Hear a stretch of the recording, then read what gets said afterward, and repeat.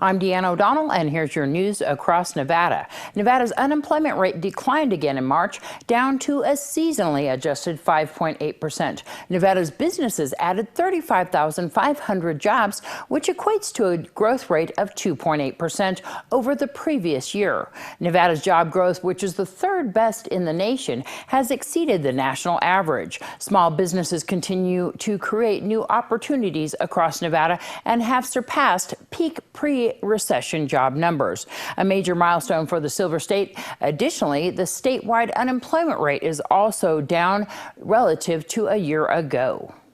In March, 10,924 initial claims for unemployment insurance were filed in Nevada, down from February's total of 11,429. The 12-month average, which best shows the overall trend in claims, fell to 12,343, the lowest value for the measure since mid-2007. In addition, this March's total is the fewest initial claims made in the month since 2005, making another milestone in the state's economic recovery.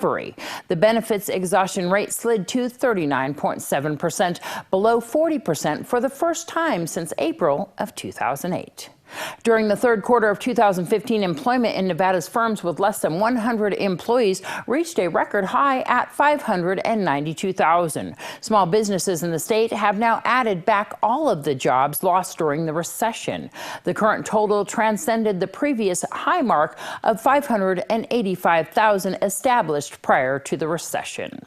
Clark County Commissioners will celebrate the arrival of the first equestrian facility in the Northwest Las Vegas Valley with the grand opening of Clark County's Lone Martin Equestrian Park and Trail on Saturday, April 16th from 10 a.m. until 12:30. Local equestrian groups, members of the Las Vegas Metropolitan Police Department's Mounted Police Unit, the Lone Mountain Citizens Advisory Board, and Centennial High School's ROTC Color Guard will participate in the opening ceremonies hosted by the Commissioners and Clark County Parks and Recreation's Department.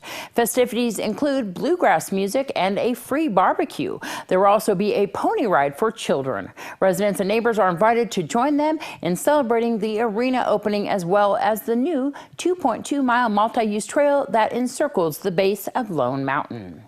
Clark County officials have turned the lights on the world-famous Welcome to Las Vegas sign purple in recognition of National Crime Victims' Rights Week. More than 90,000 Nevadans were victims of serious crimes in 2014. The Clark County Commissioners have been joined by victims' rights advocates, including representatives from Safe Nest, as they proclaimed Sunday, April 10th through Saturday, April 16th, National Crime Victims' Rights Week.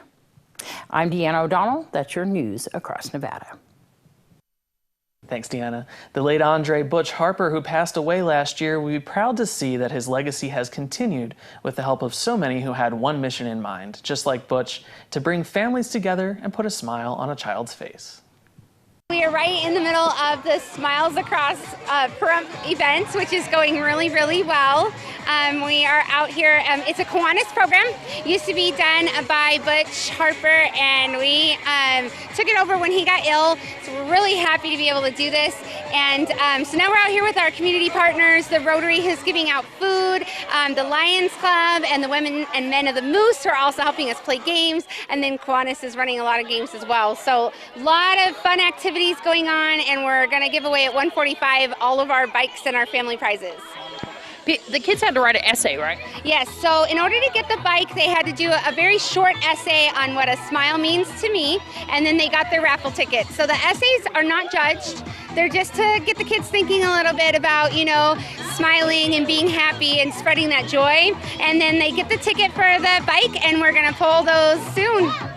So, you've had a few hundred people here at the park. What do you think Butch would think about this? I think he'd be really excited. I think it's gone really well, a lot of family interaction. I think it would have been a lot bigger if the weather had not been bad. And so what that means is to have so many people out here when it was so cold and windy and raining is that next year it's going to be even bigger. So we're very excited about that. How can people get involved for next year? Well, we're always looking for Kiwanis members, to be perfectly honest. We want to have members join us who are interested in serving the kids of our community. And that's really what Kiwanis is all about. And so anybody who wants to be a part of Kiwanis or who just wants to be a part of Smiles can call me, that's fine, and I'll get them in touch with the right person. My number is 775-910-3329. As we head into this break, here is World News.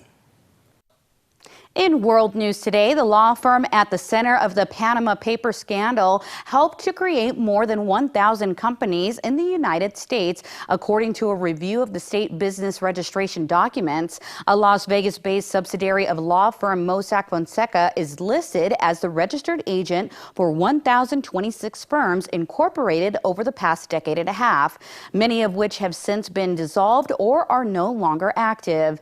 In recent days, reports based on a trove of leaked documents from Panama-based Mossack Fonseca have revealed the hidden offshore holdings of powerful individuals and companies from more than 200 countries and territories.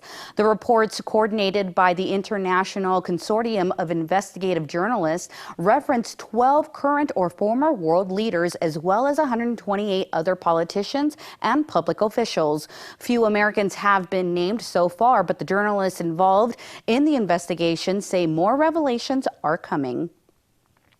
Kuwait's OPEC governor says all signs suggest a meeting of oil-producing countries on April 17th will deliver an argument to freeze oil output. This could suggest Iran's aim to raise supply will not scupper a deal aimed at supporting prices. The Kuwaiti governor Nawal al-Fuzahiyya also said in a speech at the country's oil ministry that she suspected the oil market to achieve a balance between supply and demand in the second half of this year, leading to higher average prices. A Gulf oil source said he was confident of achieving a deal at the meeting to be held in Doha, the capital of Qatar. A preliminary agenda set to invited nations by the meeting's host, Qatar, indicated expectations for a short gathering lasting 4 hours, including only 30 minutes slated for a debate on approving the deal.